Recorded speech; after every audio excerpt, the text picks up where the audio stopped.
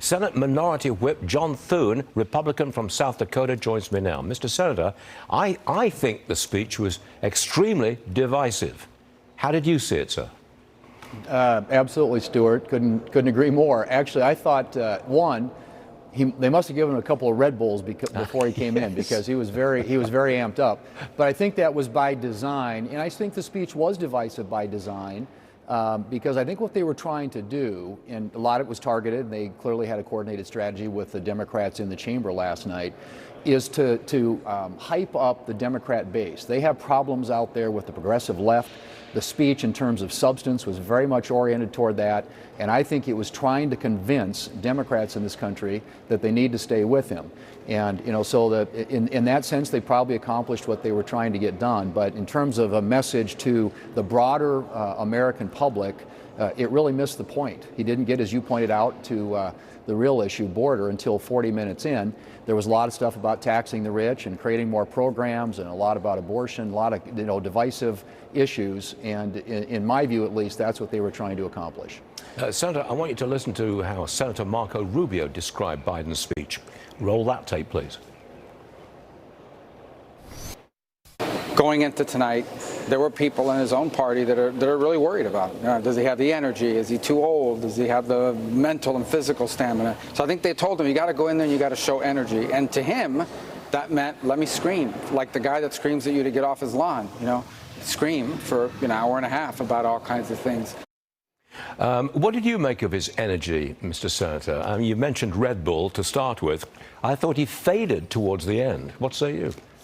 Well, he started out that way, and he was kind of hyped up, and a lot of clearly they had that objective in the first place. I think they are trying to convince Democrats in this country that he's up to the job, that he has the energy level. But yeah, it wound down. I mean, it's 66 minutes long.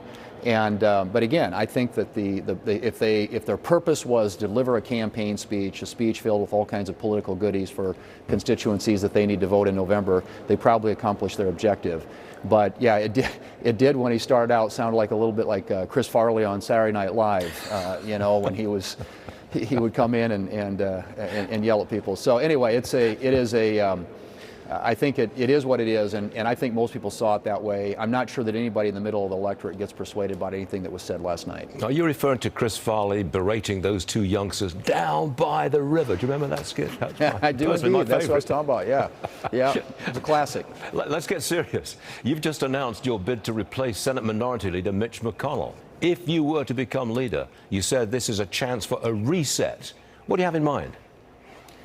Well, I think transitions represent that. This is a pivot.